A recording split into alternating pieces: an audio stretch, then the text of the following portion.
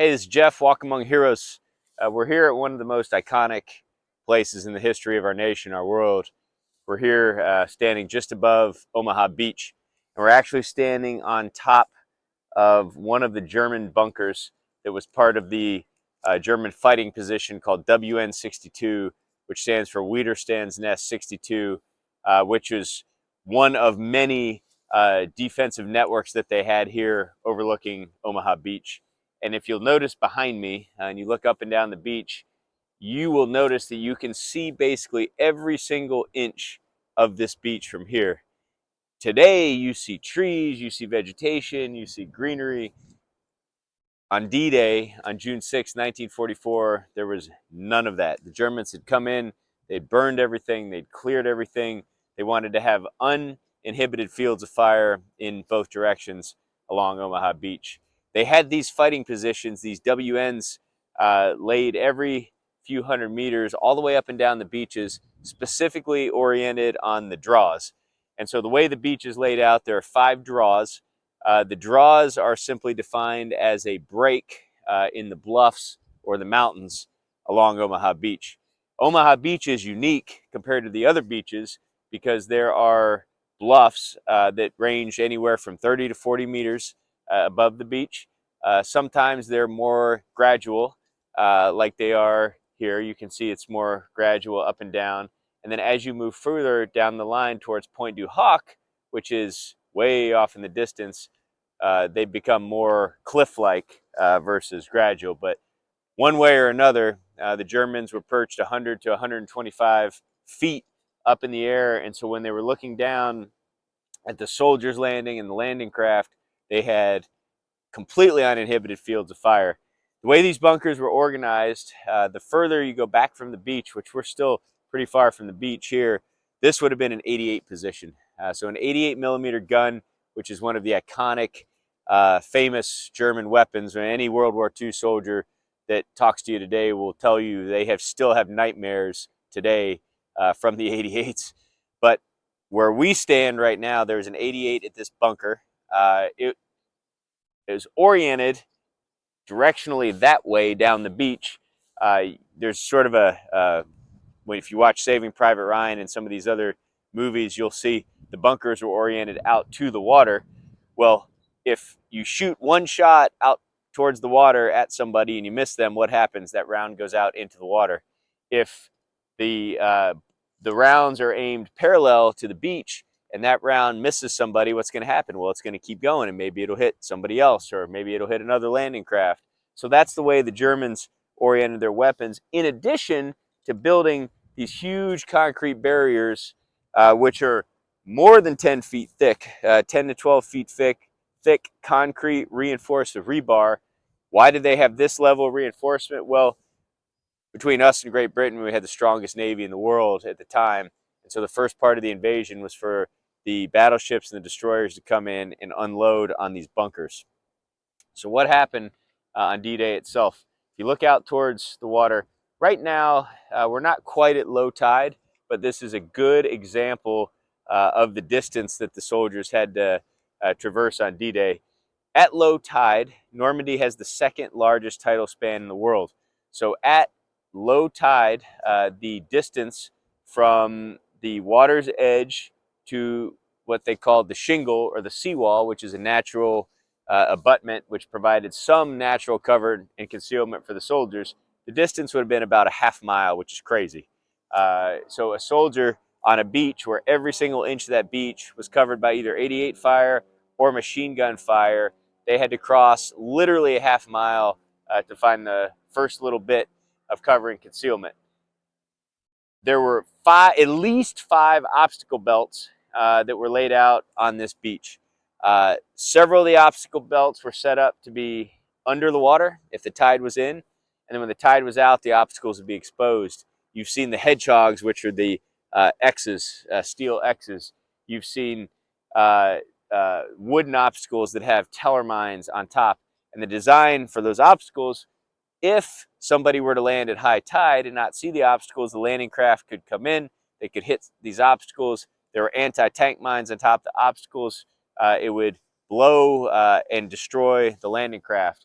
If the soldiers managed to land and they were able to penetrate the initial larger obstacles, once they got closer in towards the shingle, they would have to deal with anti-personnel mines, concertina wire, and a whole wide variety of other obstacles.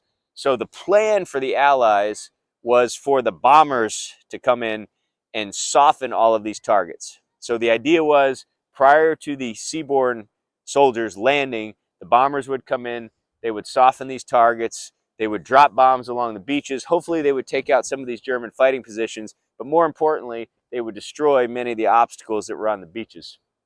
In addition to destroying the obstacles, the objective of the bombers was to put craters in the beach, so that way as the soldiers were landing and approaching on the beach, they would have some cover and concealment to hide from the German fire. What happened in reality is every single bomb on that bomber mission missed its target. Back in the day, there was no GPS, no laser guided munitions, nothing like that. So it was all done through crude instrumentation and eyesight. And what happened was the bombers were overly cautious about missing their targets because they didn't want to drop any bombs on the friendly forces or the armada of almost 7,000 vessels that was out in the water. So as they were flying this direction, perpendicular to the beach from Great Britain, which is that direction across the English Channel, they came in, they dropped their munitions, they held them just seconds too long. That was enough to cause the bombs to drift inland, miss their targets. Many of them detonated in Colville and some of the cities behind the beaches, and so they missed their targets. Then, just before landing, the Navy came in and they bombarded these German targets. They completely rattled the Germans, but at the end of the day, they didn't destroy any of these actual defenses. The 352nd German division, German infantry division, was responsible for defending this beach. Beach measures approximately between 4 and 5 miles in length, and the 352nd division was a well-reinforced division. Consisted of some experienced combat veterans that were pulled back from the line, for example, the Eastern Front. Some of them were injured, some of them were pulled back, other newer soldiers. But the point is, the Germans had superior firepower on this beach. They had terrain in their favor. And then in many cases, the Allies, when we landed, the plan that we had put in place didn't quite work out the way that it was supposed to. At 6:30 a.m., the first soldiers landed on this beach. Keep in mind, there was an armada of 7,000 vessels out there, but at some point, one single Higgins boat, which held approximately 33 soldiers, landed on this beach by itself. Whichever the first one was, we don't know exactly. We believe it was down in the Dog Green sector, which was further down the beach. That way, we're currently right sort of on the edge of the Easy Red sector, which was the deadliest of all the sectors on D-Day. First landing craft, we believe, landed further down the beach. Other landing craft began to land, and as the ramps dropped and the soldiers disembarked the landing craft, many of them, majority of them initially, were killed almost immediately, because every single German had their guns trained in their sectors on this beach. Absolutely brutal. For the next several hours, landing craft after landing craft came in. They landed, the ramps dropped, and the Germans just continued to destroy person after person, landing craft after landing craft. A few people were able to make it to the shingle, which was the little bit of cover, the natural cover, which you can see kind of at the edge of the grass line right now. That drops down about 4 feet. And just like it was on D-Day, it's from the natural tide piling the sand up. Some of the soldiers were able to make it there, but no further. And soldier after soldier was killed, wounded. Eventually, the landing craft, they started to back up. And so at 8:30, General Omar Bradley temporarily halted the invasion to reassess what was happening. By 9:30, he was receiving reports that were dire in nature and saying that none of the units had penetrated into the bluffs, and we were taking extremely heavy casualties. He received an estimate as many as 3,000 casualties, which now we believe it was closer to 2,500, but in the span of 2 hours, that's just an unbelievable casualty rate. So he turned to the U.S. Navy, Admiral Ramsey, and asked, what can you do to help give these guys some breathing room because they're just getting killed one after the other. So the Navy, the United States Navy, the British Navy, we pulled our battleships and our destroyers, in particular the destroyers, as far in as humanly possible. Now, normally these battleships will engage from miles and miles out. The destroyers will engage from miles out. Of course, the Germans also had artillery batteries that were set inland that could shoot out to sea. So originally the naval ships tried to stay as far as they could out of German artillery range, but it was desperate times here on Omaha Beach. So the destroyers pulled in as far as they could. In some cases, even one of them hit sand. They pulled in so close, and they just started pelting these German bunkers. We're going to take a walk down and look at one of the German bunkers up close. As mentioned, this was an 88 position, which meant that it was a 88 artillery gun, which in the German army was used for both direct and indirect fire. And it was an extremely scary weapon. You can see from the bunker, you can see the opening of the bunker is oriented, as mentioned above, parallel to the beach. So this big wall was utilized for protection from the incoming naval fire, which again was about 12 feet thick. And then you had the 88 position. If you come in the bunker, which is slightly flooded, you'll see these round pattern tracks. And what these were used for was to actually swivel the gun. So within the opening, the gun could be adjusted, the direction of the gun could be adjusted to adjust the field of fire downrange. So the Navy, at around 9:30, came in as far as possible, began opening fire. And you can see right here that on this particular bunker, United States Navy sent a gift that kept on giving. They were able to land one artillery round here, which is actually the location where the ammunition was stored. That actually took out this 88 position, which provided some breathing room for some of the soldiers to make an assault here on these bunkers. If you look here, you can see several of the other impacts. There's a round that impacted here, and then there was a round that impacted directly above the bunker, several rounds actually, and so you can see the firepower of the guns that were employing on this position. At 9:30, the Navy began this next battery. The Germans put their head down. Some of the 88 positions were taken out. The Germans were rattled, and that gave the soldiers enough breathing room to begin making their way up onto the bluff. Once our soldiers made our way back up onto the bluff, then that allowed us to begin taking out some of these fighting positions, allowed us to begin assaulting some of the positions, and we began to break through in some areas. That was the opening that we needed. And then from 9:30 until 11 or so, we made marginal progress across the entire Omaha Beach sector. And tide started to turn around 11 a.m., 1100 hours. And then from 11 to 2:30, we made significant progress. Finally, around 2:30 or 3 o'clock, Omar Bradley received reports that many of the draws had been open. Again, there were 5 draws that went from the beach inland.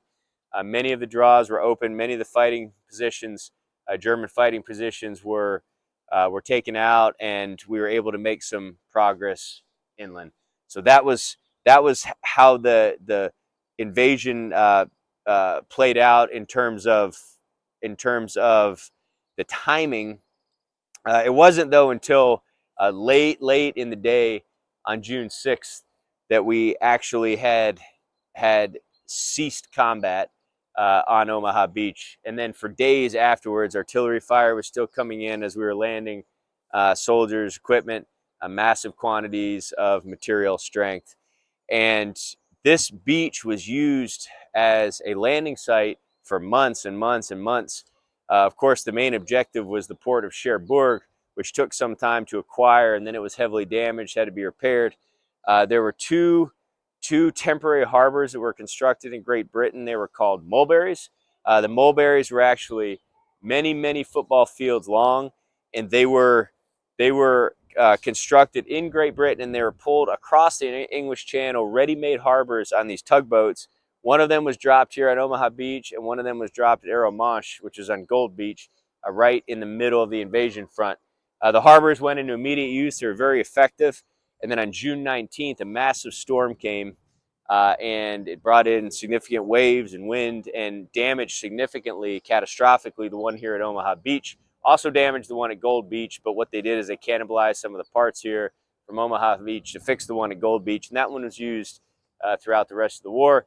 There are pieces of the original caissons here on Omaha Beach, but then if you go over to Arrow-Manche, you can see significant evidence of the mulberries. On Omaha Beach, the official casualties number between 2,500 and 3,000. It's important to understand that it was so chaotic on that day. Soldiers died at sea and were completely lost. Soldiers were removed from their units and maybe were killed in a different sector. It was so chaotic that the exact casualty number is not known. In many cases, it was determined weeks later that a soldier had died, and so the date of death was actually listed on the date that it was determined that the soldier had died versus the date that he actually died. So many soldiers that died here on D-Day weren't actually reported as KIA, killed in action, until several weeks later. Charles Shea, who is a very dear friend of ours, he's a World War II veteran.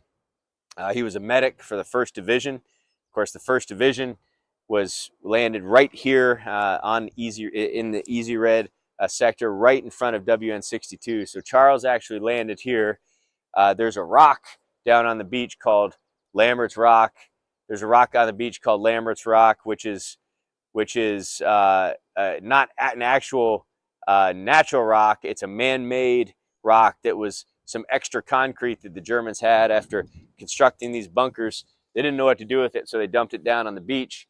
And then right where Charles landed, he had one of his squad leader was by the name of Ray Lambert, who is also a famous, very well-known soldier medic.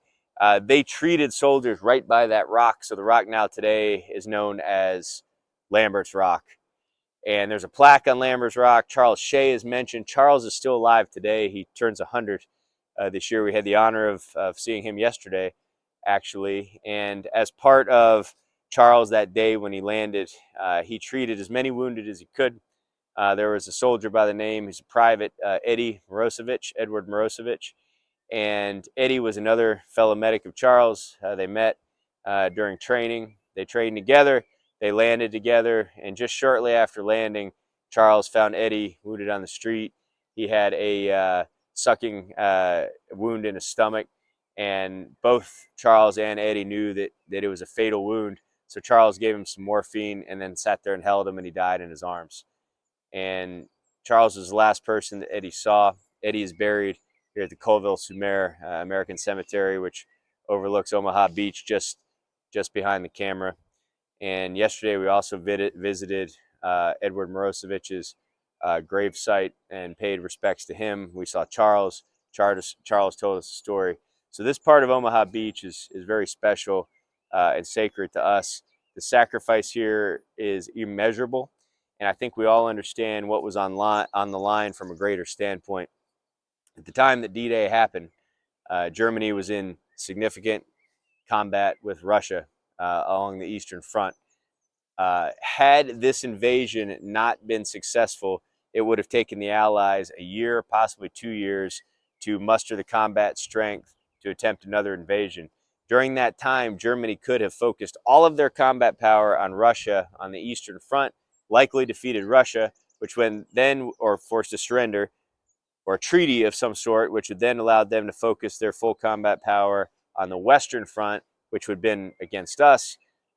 Likely, after several more years, would have developed an even more impenetrable Atlantic wall, which had made it more difficult to invade, and potentially the outcome of the war could have been very different. But what happened in reality, thanks to the service and sacrifice of the 1st Division, the 29th Division, and all the other soldiers, and also airborne soldiers who landed here in Normandy, we were successfully able to land that day.